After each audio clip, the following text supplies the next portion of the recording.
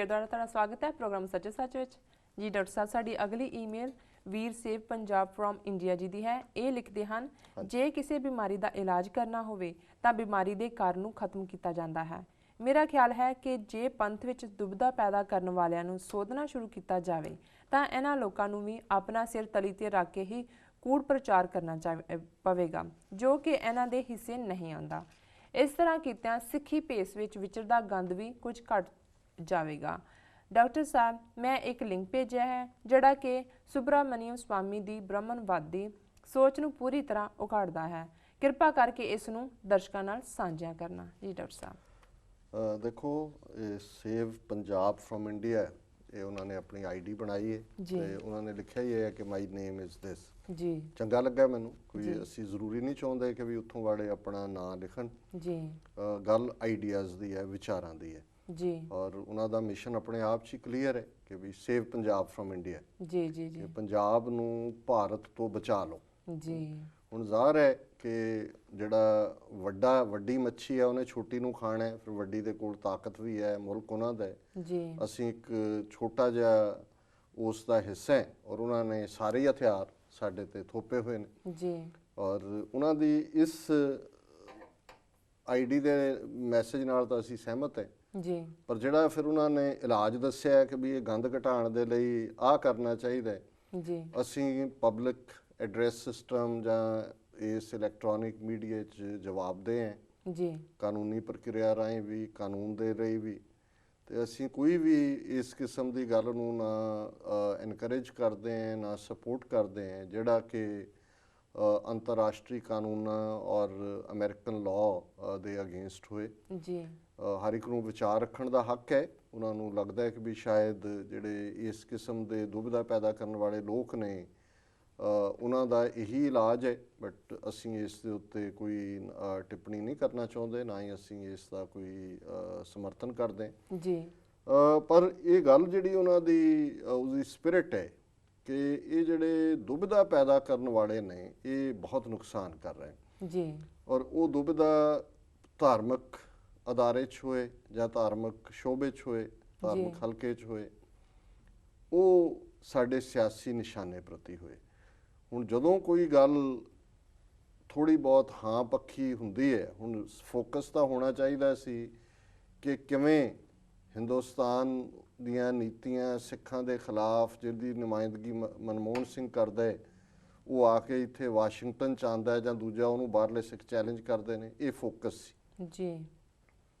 जां किवें हिंदुस्तान का सिस्टम एक बाहर बैठा जिहड़ा बंदा है वाइस प्रेजिडेंट जिहड़ा जिहदे कोल कांग्रेस एक पार्टी का है वो सारी कैबिनेट के फैसले नूं अंडू कर दिंदा है जी। किस किस्म की डेमोक्रेसी है। भाई कमलजीत सिंह सुनाम जिन्हां नूं मारिया जांदा है जां उन्हां नूं शहीद किया जाता है उन्हां दा केस ट्रायल च जांदा है सारे दे सारे बरी कर दिते जांदे ने जी। डिबेट्स डिस्कशनस तो ये होणीआं चाहीदियां सी पर हुण स्पॉन्सर जिन्हां लोकां ने मनजीत सिंह जी के नूं कीता है उस नूं अपने जिहड़ा उसने भारत माता दे अपने आप नूं सपूत होण दा ऐलान कीता है उसका स्वाद ज़ाहिर है बाहरले सिखां ने चखाया लोकतंत्री तरीके च रहिंदे जी।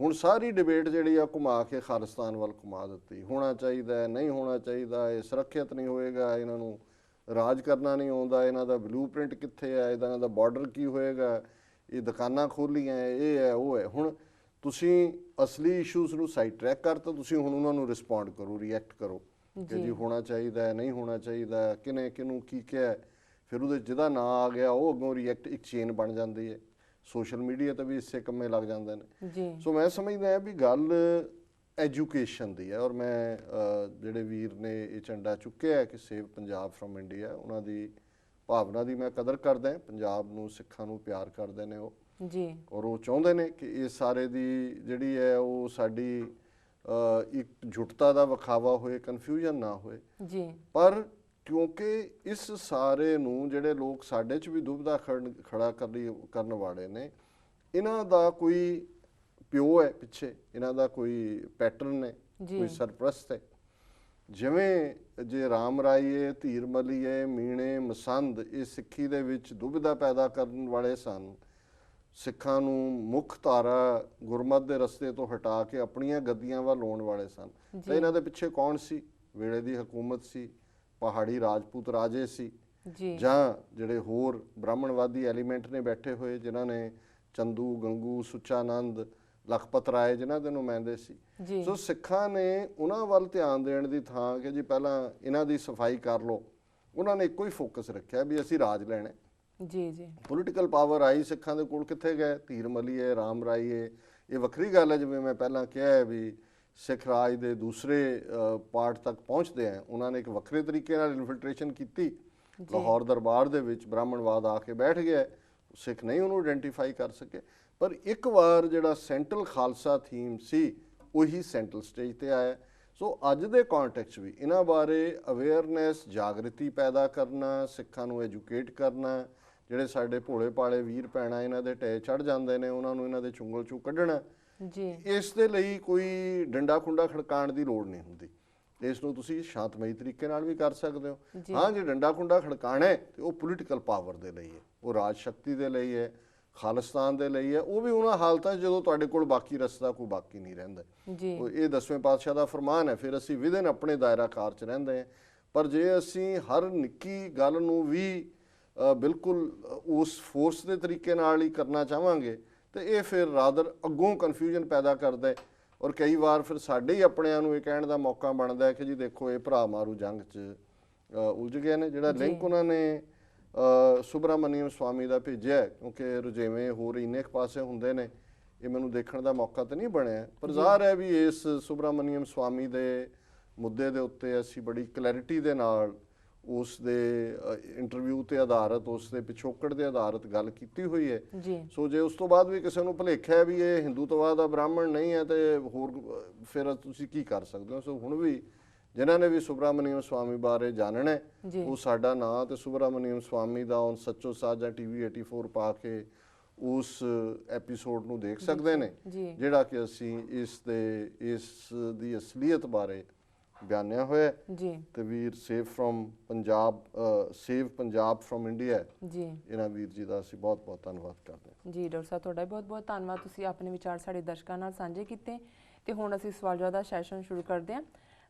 3 ਅਕਤੂਬਰ 2013 18 ਅਸੂ ਨਾਨਕਸ਼ਾਹੀ ਸੰਮਤ 545 ਦਾ ਦਿਨ ਹੈ ਤੇ ਤੁਸੀਂ ਸਾਡੇ ਦਰਸ਼ਕਾਂ ਨੂੰ ਦੱਸੋ ਅੱਜ ਦੇ ਦਿਨ ਦੀ ਕੀ ਇਤਿਹਾਸਕ ਅਹਿਮੀਅਤ ਹੈ। ਸਿੱਖ ਇਤਿਹਾਸ ਦੇ ਹਵਾਲੇ ਨਾਲ 1930 ਦੇ ਵਿੱਚ ਅੱਜ ਦੇ ਦਿਨ ਜਥੇਦਾਰ ਤੇਜਾ ਸਿੰਘ ਪੁੱਚਰ, ਜਿਹੜੇ 1920 ਦੀ ਅਕਾਲੀ ਲਹਿਰ ਵੇਲੇ ਅਕਾਲ ਤਖਤ ਸਾਹਿਬ ਦੇ ਪਹਿਲੇ ਜਥੇਦਾਰ ਬਣੇ। ਹਾਲਾਂਕਿ ਇੱਕ ਡਿਫਰੈਂਟ ਸਬਬ ਹੈ, ਔਰ ਕਈ ਵਾਰ ਡਿਬੇਟ ਵੀ ਹੁੰਦੀ ਹੈ ਕਿ ਵੀ ਜਥੇਦਾਰ ਸ਼ਬਦ ਕਦੋਂ ਤੋਂ ਸ਼ੁਰੂ ਹੋਇਆ, 18ਵੀਂ ਸਦੀ 'ਚ ਤਾਂ ਹੈ ਨਹੀਂ। ਬਿਲਕੁਲ ਠੀਕ ਹੈ ਕਿ 18ਵੀਂ ਸਦੀ 'ਚ ਕੋਈ ਜਥੇਦਾਰ ਸ਼ਬਦ ਨਹੀਂ ਸੀ, ਕੋਈ ਪੋਪ ਨਹੀਂ ਸੀ ਬਣਿਆ ਹੋਇਆ। ਪਾਵਰ ਤਾਂ ਸਰਬੱਤ ਖਾਲਸਾ ਕੋਲ ਸੀ। ਸਰਬੱਤ ਖਾਲਸਾ ਅਕਾਲ ਤਖਤ ਸਾਹਿਬ ਤੇ ਇਕੱਠਾ ਹੁੰਦਾ ਸੀ, ਉਹਦੇ 'ਚ ਗੁਰਮਤੇ ਕੀਤੇ ਜਾਂਦੇ ਸੀ, ਔਰ ਅਕਾਲ ਤਖਤ ਸਾਹਿਬ ਦੀ ਸਟੈਂਪ ਦੇ ਥੱਲੇ ਅਕਾਲ ਸਹਾਏ ਜਿਹੜੀ ਕਿ ਉਸ ਸਟੈਂਪ ਦੇ ਸ਼ਬਦ ਨੇ, ਉਹ ਜਿਹੜਾ ਗੁਰਮਤਾ ਸਾਰੇ ਪੰਥ ਵੱਲੋਂ ਪ੍ਰਵਾਨ ਮੰਨਿਆ ਜਾਂਦਾ ਸੀ। ਔਰ ਉਹਦੇ 'ਚ ਵੀ ਗੁਰਮਤਾ ਕਰਨ ਦੇ ਲਈ ਜਿਹੜੇ 5 ਸਿੰਘ ਨੇ ਉਹ ਇਕੱਠ ਦੇ ਵਿੱਚੋਂ ਹੀ ਚੁਣੇ ਜਾਂਦੇ ਸੀ। ਔਰ ਉਹ ਕਰਨ ਤੋਂ ਬਾਅਦ ਉਹ ਆਮ ਸਿੰਘਾਂ ਦੀ ਤਰ੍ਹਾਂ ਵਿਚਰਦੇ ਸੀ, ਕੋਈ ਪਰਮਾਨੈਂਟ ਲੰਬੇ ਚੋਲੇ ਪਾ ਕੇ ਜਾਂ 3 ਫੁੱਟੀਆਂ ਕਿਰਪਾਨਾਂ ਲੈ ਕੇ ਬਾਹਰਲੇ ਦੇਸ਼ਾਂ ਦਾ ਦੌਰਾ ਨਹੀਂ ਸੀ ਕਰਦੇ ਕਿ ਜੀ ਇਹ ਫਲਾਂ ਦਾ ਜਥੇਦਾਰ ਹੈ ਜਾਂ ਫਲਾਂ ਦਾ ਹੈ, ਕਿਉਂਕਿ ਇਹ ਤਾਂ ਇੱਕ ਇੰਸਟੀਟਿਊਸ਼ਨਲਾਈਜ਼ ਵਾਲਾ ਕੰਮ ਹੋ ਗਿਆ। ਨਤੀਜਾ ਇਹੀ ਹੈ ਕਿ ਵੀ ਜੋ ਉਹਨਾਂ ਨੂੰ appoint Akali dominated Shiromani committee ਕਰਦੀ ਹੈ, ਉਹ ਫਿਰ ਉਹ ਜਿਹਾ ਕੁਛ ਕਰਦੇ ਨੇ ਜੋ ਜਿਹਾ ਉਹਨਾਂ ਦਾ ਮਾਲਕ ਚਾਹੁੰਦੇ ਨੇ। ਕੱਲ੍ਹ ਦੀ ਖਬਰ ਪੰਜਾਬ ਸਪੈਕਟਰਮ ਤੇ ਸੀ ਕਿ ਕੋਈ ਨਿੱਜੀ ਰਿਸ਼ਤੇਦਾਰ ਜਾਂ ਜਾਣੂ ਜਥੇਦਾਰ ਅਕਾਲ ਤਖਤ ਸਾਹਿਬ ਦਾ ਨਾਮਧਾਰੀ, ਉਹਨੇ ਕਿਹਾ ਜੀ ਮੈਂ ਅੰਮ੍ਰਿਤਸਰ ਆ ਕੇ ਕੱਪੜੇ ਵੰਡਣੇ ਨੇ ਰਾਗੀਆਂ ਭਾਈਆਂ ਦੂਜਿਆਂ ਨੂੰ, ਜਿਹੜੇ ਹਰਿਮੰਦਰ ਸਾਹਿਬ ਦੇ ਹਜ਼ੂਰੀ ਰਾਗੀ ਗ੍ਰੰਥੀ ਦੂਜੇ ਨੇ, ਉਹਨਾਂ ਨੂੰ ਉਹਨੇ ਕੱਪੜੇ ਦਿੱਤੇ, ਨਾਲ ਜਿਹੜਾ ਨਾਮਧਾਰੀਆਂ ਦਾ ਗੁਟਕਾ ਜਿਹਦੇ 'ਚ ਕਿ ਉਹ ਉਹਨਾਂ ਨੇ ਅੱਗੋਂ ਕਿੰਨੇ ਗੁਰੂ ਬਣਾਏ ਹੋਏ ਨੇ, ਉਹ 10ਵੇਂ ਪਾਤਸ਼ਾਹ ਤੱਕ ਨਹੀਂ ਰੁਕਦੇ। ਫਿਰ ਉਹ ਬਾਬਾ ਬਾਲਕ ਸਿੰਘ ਸਿਮਰੀਏ ਜੋ ਜੰਮ ਤੇ ਲੈ ਛੁਡਾਏ, ਰਾਮ ਸਿੰਘ ਸਿਮਰੀਏ ਜਨ ਮਾਰਗ ਦੀਆ ਬਤਾਏ, ਇੱਦਾਂ ਦੀਆਂ ਕਹਾਣੀਆਂ ਜੋੜ ਕੇ ਉਹਨਾਂ ਨੇ ਅੱਗੇ ਆਪਣੀ ਅਰਦਾਸ ਬਣਾਈ ਹੋਈ ਹੈ। ਔਰ ਪੂਰੀ ਡਰਾਮੇਬਾਜ਼ੀ, ਹਵਨ ਕਿਵੇਂ, ਉਸ ਗੁਟਕੇ 'ਚ ਵੀ ਹਵਨ ਕਿਵੇਂ ਕਰਨਾ, ਕਿਉਂਕਿ ਜਦੋਂ ਸਨਾਤਨੀ ਔਰ ਉਦਾਸੀ ਨਿਰਮਲਿਆਂ ਦੀ ਗੱਲ ਕਰਦੇ ਨਾ, ਸਾਰਿਆਂ ਦੇ ਚਾਚੇ ਤਾਂ ਇਹ ਬੈਠੇ ਹੋਏ ਨੇ ਜਿਨ੍ਹਾਂ ਨੂੰ ਜਾ ਕੇ ਬਾਦਲ ਵੀ ਉੱਥੇ ਰੋਜ਼ ਭੈਣੀ ਬੈਠਾ ਹੁੰਦਾ ਹੈ, ਔਰ ਹੁਣ ਉਹ ਗੁਟਕੇ ਆ ਕੇ ਅੰਮ੍ਰਿਤਸਰ 'ਚ ਹਰਿਮੰਦਰ ਸਾਹਿਬ ਦੇ ਗ੍ਰੰਥੀਆਂ ਰਾਗੀਆਂ ਨੂੰ ਵੰਡ ਰਹੇ ਨੇ। ਸੋ ਇਹ ਜਿਹੜੀ ਸਨਾਤਨੀ ਵਿੱਚ ਵੜਨਾ ਹੈ ਉਹ ਕੀ ਹੈ। ਸੋ ਇਹਨਾਂ ਤੋਂ ਹੀ ਜਦੋਂ ਇਹ ਗੱਲ ਇਸੇ ਤਰ੍ਹਾਂ 1920ਵਿਆਂ ਚ ਮਹੰਤਾਂ ਤੋਂ ਦੇ ਕੋਲ ਗੁਰਦੁਆਰੇ ਸੀ, ਹਰਮੰਦਰ ਸਾਹਿਬ ਦੇ ਪੁਜਾਰੀ ਬੇਸ਼ੱਕ ਬ੍ਰਿਟਿਸ਼ ਐਡਮਿਨਿਸਟ੍ਰੇਸ਼ਨ ਦੇ ਥੱਲੇ ਸੀ, ਉਹਨਾਂ ਦਾ ਸਰਬਰਾਹ ਸੀ ਜੀ। ਉਸ ਵੇਲੇ ਸ਼ਬਦ ਸਰਬਰਾਹ ਇਸਤੇਮਾਲ ਕੀਤਾ ਜਾਂਦਾ ਸੀ। ਦੇ ਕੋਲ ਤੋਸ਼ੇਖਾਨੇ ਦੀਆਂ ਚਾਬੀਆਂ ਸੀ। ਅਕਾਲ ਤਖਤ ਸਾਹਿਬ ਔਰ ਹਰਮੰਦਰ ਸਾਹਿਬ ਜਿਹੜੇ ਪੁਜਾਰੀ ਸੀ ਹਰਮੰਦਰ ਸਾਹਿਬ ਦੇ, ਉਹਨਾਂ ਨੇ ਨਾ ਕਰਤੀ ਜਦੋਂ ਦਲਿਤ ਜਿਨ੍ਹਾਂ ਨੇ ਅੰਮ੍ਰਿਤ ਪਾਨ ਕੀਤਾ ਉਹਨਾਂ ਦਾ ਸੀ ਪ੍ਰਸ਼ਾਦ ਨਹੀਂ ਮਨਜ਼ੂਰ ਕਰਨਾ ਜੀ। ਅਕਾਲ ਤਖਤ ਸਾਹਿਬ ਤੇ ਬੁੱਢਾ ਦਲੀਏ ਜਿਹੜੇ ਨੇ ਉਹ ਕਾਬਜ਼ ਸੀ, ਉਹਨਾਂ ਨੇ ਵੀ ਇਹੀ ਕੀਤਾ। ਹਰਮੰਦਰ ਸਾਹਿਬ ਵਾਲੇ ਤਾਂ ਮੰਨ ਗਏ ਜਦੋਂ ਹੁਕਮਨਾਮਾ ਲਿਆ। ਤੇ ਇਹ ਜਥੇਦਾਰ ਤੇਜਾ ਸਿੰਘ ਭੁੱਚਰ, ਕਿਉਂਕਿ ਇਹ ਸ਼੍ਰੋਮਣੀ ਕਮੇਟੀ ਬਣਨ ਤੋਂ ਪਹਿਲਾਂ ਥਾਂ ਥਾਂ ਅਕਾਲੀ ਜਥੇ ਹੋਂਦ ਦੇ ਵਿੱਚ ਆਏ ਔਰ ਕਿਉਂਕਿ ਜਥਿਆਂ ਦੇ ਹਵਾਲੇ ਨਾਲ ਸ਼ਬਦ ਜਥੇਦਾਰ ਹੁੰਦਾ ਸੀ, ਇੱਕ ਗਰੁੱਪ ਜਿਹੜਾ ਡੈਡੀਕੇਟਡ ਹੈ। ਸੋ ਜਥੇਦਾਰ ਤੇਜਾ ਸਿੰਘ ਭੁੱਚਰ ਉੱਥੇ ਮੌਜੂਦ ਸੀ ਜਦੋਂ ਇਹ ਡਿਸਕਸ਼ਨ ਪੁਜਾਰੀਆਂ ਦੇ ਨਾਲ ਤੇ ਫਿਰ ਅਕਾਲ ਤਖਤ ਦੇ ਨਿਹੰਗਾਂ ਦੇ ਨਾਲ ਹੋਈ। ਨਿਹੰਗ ਪਿਛਲੇ ਦਰਵਾਜ਼ੇ ਚੋਂ ਦੌੜ ਗਏ ਜਾ ਕੇ ਬੁਰਜ ਅਕਾਲੀ ਫੂਲਾ ਸਿੰਘ ਟਿਕ ਗਏ ਤੇ ਉਦੋਂ ਜਦੋਂ ਉਹਨਾਂ ਨੇ ਦੇਖਿਆ ਵੀ ਅਕਾਲ ਤਖਤ ਖਾਲੀ ਛੱਡ ਕੇ ਚਲੇ ਗਏ, ਕਿਉਂਕਿ ਉਹਨਾਂ ਨੇ ਦਲਿਤ ਉਹਨਾਂ ਸਿੱਖਾਂ ਦੀ ਅਰਦਾਸ ਕਰਨ ਤੋਂ ਨਾ ਕਰ ਦਿੱਤੀ, ਤਾਂ ਫਿਰ ਅਰਦਾਸਾ ਸੋਧ ਕੇ ਤੇਜਾ ਸਿੰਘ ਭੁੱਚਰ ਹੋਰਾਂ ਨੇ ਹੀ ਉਸ ਸੇਵਾ ਸੰਭਾਲ ਨੂੰ ਲਿਆ ਸੰਗਤਾਂ ਦੀ ਮਰਜ਼ੀ ਨਾਲ। ਇਸ ਤਰੀਕੇ ਨਾਲ ਅਕਾਲ ਤਖਤ ਸਾਹਿਬ ਦੇ ਮੁਖੀ ਦੇ ਲਈ ਸ਼ਬਦ ਜਥੇਦਾਰ ਇਸਤੇਮਾਲ ਹੋਣਾ ਸ਼ੁਰੂ ਹੋਇਆ। ਬਾਅਦ 'ਚ ਉਹਨੂੰ ਇੰਸਟੀਟਿਊਸ਼ਨਲਾਈਜ਼ ਕਰ ਦਿੱਤਾ ਗਿਆ। ਸੋ ਉਹਨਾਂ ਦੀ ਜਥੇਦਾਰ ਤੇਜਾ ਸਿੰਘ ਭੁੱਚਰ ਦੀ ਅੱਜ ਦੇ ਦਿਨ ਜਿਹੜੀ ਹੈ ਮੌਤ ਹੋਈ 1930 ਦੇ ਵਿੱਚ। 1986 ਦੇ ਵਿੱਚ ਰਬੈਰੋ ਬਰਨਾਲੇ ਦੀ ਸਰਕਾਰ ਬਣੀ 1985 ਚ। ਰਾਜੀਵ ਲੌਂਗੋਵਾਲ ਸਮਝੌਤਾ ਹੋਇਆ, 74 ਸੀਟਾਂ ਬਰਨਾਲੇ ਨੂੰ ਬਣਾ ਕੇ ਚੀਫ ਮਿਨਿਸਟਰ ਬਣਾ ਦਿੱਤਾ ਜੋ ਏਜੰਸੀਆਂ ਦੀ ਖੇਡ ਸੀ। ਤੇ ਬਰਨਾਲਾ ਫਿਰ ਪੰਜਾਬ 'ਚ ਖਾਲਿਸਤਾਨ ਦੀ ਲਹਿਰ ਦਾ ਜ਼ੋਰ ਸੀ। ਰਬੈਰੋ ਨੂੰ ਲਿਆਇਆ ਚੇਚਾ ਮੰਗ ਕੇ, ਡਾਇਰੈਕਟਰ ਜਨਰਲ ਪੁਲਿਸ ਬਣਾਇਆ। ਉਹਨੇ ਆਉਂਦਿਆਂ ਹੀ ਜਿਹੜਾ ਐਲਾਨ ਕਰ ਦਿੱਤਾ ਕਿ ਜੀ ਬੁਲਟ ਫॉर ਬੁਲਟ, ਕਿ ਗੋਲੀ ਦਾ ਜਵਾਬ ਗੋਲੀ 'ਚ ਜੀ। ਔਰ ਇਸ ਵੇਲੇ ਪੰਜਾਬ 'ਚ ਇੰਨੇ 30 A ਕਲਾਸ ਟੈਰਰਿਸਟ ਨੇ, 50 B ਕਲਾਸ ਨੇ, ਇੰਨੇ 60 C ਕਲਾਸ ਨੇ, ਅਸੀਂ ਇਹਨਾਂ ਦਾ ਸਫਾਇਆ ਕਰ ਦਿਆਂਗੇ, 3 ਮਹੀਨੇ ਦੇ ਵਿੱਚ ਪੰਜਾਬ ਦੇ ਵਿੱਚ ਸ਼ਾਂਤੀ ਲੈ ਆਵਾਂਗੇ। ਸੋ ਉਹਨੇ ਕਰਕੇ ਝੂਠੇ ਪੁਲਿਸ ਮੁਕਾਬਲੇ ਸ਼ੁਰੂ ਕਰ ਦਿੱਤੇ। ਸੋ ਇਹਦਾ ਇਹ ਰਹਿੰਦਾ ਉੱਥੇ PAP ਕੰਪਲੈਕਸ ਜਲੰਧਰ ਦੇ ਵਿੱਚ ਸੀ। ਅੱਜ ਦੇ ਦਿਨ 3 ਅਕਤੂਬਰ 1986 ਨੂੰ ਫਿਰ ਸਿੰਘਾਂ ਨੇ ਉਹ ਦਲੇਰਾਨਾ ਇੱਕ ਐਕਟ ਕੀਤਾ ਜਿਸ ਨੇ ਇਹਨੂੰ ਵੀ ਹਿਲਾ ਕੇ ਰੱਖ ਦਿੱਤਾ। ਉਸੇ ਸ਼ਾਮ ਪ੍ਰੈਸ ਕਾਨਫਰੰਸ 'ਚ ਕਹਿ ਰਿਹਾ ਸੀ ਕਿ ਜੀ ਮੈਂ ਜੇ ਬੱਚਿਆਂ ਦੇ ਰੱਬ ਦੀ ਕਿਰਪਾ ਨਾਲ ਹੀ ਬੱਚਿਆਂ ਐਕਸ਼ਨ ਦੇ ਪੱਖੋਂ ਕੋਈ ਕਮੀ ਨਹੀਂ ਸੀ। ਸੋ ਕੰਪਲੈਕਸ ਦੇ ਅੰਦਰ ਗਏ ਤੇ ਉਹਨੂੰ ਜਿਹੜਾ ਹਮਲਾ ਹੋਇਆ, ਉਹਦੀ ਵਾਈਫ ਸਵੇਰੇ ਵੇਲੇ ਟਹਿਲ ਰਿਹਾ ਸੀ। ਜਿਵੇਂ ਉਹ ਕੰਪਲੈਕਸ ਹੈ PAP ਕੰਪਲੈਕਸ, ਉਹ ਕਿਲ੍ਹਾ ਹੈ ਪੂਰਾ, ਪਰ ਜਿਹੜਾ ਉਹਦਾ ਇਹ ਜਵਾਬ ਸੀ ਕਿ ਜੀ ਉਹਦਾ ਪੰਜਾਬ 'ਚ ਆ ਕੇ ਉਸ ਦਾ ਐਲਾਨ ਸੀ ਬੁਲਟ ਫॉर ਬੁਲਟ, ਔਰ ਅਸੀਂ ਦਬਾ ਦੇਵਾਂਗੇ ਤੇ ਅਸੀਂ ਫਲਾਣਾ ਕਰ ਦਿਆਂਗੇ, ਉਹਦਾ ਉਹਨਾਂ ਨੇ ਢੁਕਵਾਂ ਜਵਾਬ ਦਿੱਤਾ। ਅੱਜ ਦੇ ਦਿਨ ਉਸ ਦੇ ਉੱਤੇ ਜਿਹੜਾ ਇਹ ਹਮਲਾ ਹੋਇਆ, ਬੇਸ਼ੱਕ ਉਹ ਸਰਵਾਈਵ ਕਰ ਗਿਆ ਲੇਕਿਨ ਸਿੰਘਾਂ ਨੇ ਦੱਸ ਦਿੱਤਾ ਵੀ ਅਸੀਂ ਜੇ ਚਾਹੀਏ ਤੇ ਤੁਹਾਡੇ ਮਹਿਫੂਜ਼ ਕਿਲ੍ਹੇ ਦੇ ਵਿੱਚ ਵੀ ਆ ਕੇ ਜਿਹੜੇ ਆਪਣੀ ਕਾਰਵਾਈ ਕਰ ਸਕਦੇ ਹਾਂ। ਉਸ ਤੋਂ ਬਾਅਦ ਉੱਥੋਂ ਥੋੜੀ ਦੇਰ ਉਹਨੇ ਆਪਣਾ ਕਰ ਕਰਾ ਕੇ ਚਲਾ ਗਿਆ, ਉਹਨੂੰ ਰਾਜਦੂਤ ਬਣਾ ਕੇ ਭੇਜ ਦਿੱਤਾ ਸੀ ਐਂਬੈਸਡਰ ਰੋਮਾਨੀਆ ਦੇ ਵਿੱਚ। ਫਿਰ ਸਿੰਘਾਂ ਨੇ ਰੋਮਾਨੀਆ ਦੇ ਵਿੱਚ ਵੀ ਜਾ ਕੇ ਉਸ ਦੇ ਉੱਤੇ ਜਿਹੜਾ ਉਸ ਨੂੰ ਸਜ਼ਾ ਦੇਣੀ ਚਾਹੀ ਕਿ ਵੀ ਇਹਨੇ ਝੂਠੇ ਪੁਲਿਸ ਮੁਕਾਬਲੇ 'ਚ ਮਾਰੇ ਨੇ ਸੈਂਕੜਿਆਂ ਨੌਜਵਾਨ। ਹਾਲਾਂ ਉੱਥੇ ਵੀ ਉਹ ਬਚ ਗਿਆ ਤੇ ਅਖੀਰ 'ਚ ਉਹਨੇ ਜਿਹੜੀ ਉਹ ਆਪਣੀ ਕਿਤਾਬ ਵੀ ਲਿਖੀ ਜਾਂ ਇੰਟਰਵਿਊ ਦਿੱਤੇ, ਉਹ ਮੰਨ ਗਿਆ ਕਿ ਪੰਜਾਬ ਦਾ ਮਸਲਾ ਜਿਹੜਾ ਹੈ ਇਹ ਲਾ ਐਂਡ ਆਰਡਰ ਦਾ ਮਸਲਾ ਨਹੀਂ ਹੈ, ਇਹ ਸਿਆਸੀ ਮਸਲਾ ਹੈ ਔਰ ਸਿੱਖਾਂ ਦੇ ਨਾਲ ਸਰਕਾਰ ਨੂੰ ਪ੍ਰੋਪਰ ਗੱਲਬਾਤ ਕਰਕੇ ਇਸ ਮਸਲੇ ਨੂੰ ਹੱਲ ਕਰਨਾ ਚਾਹੀਦਾ।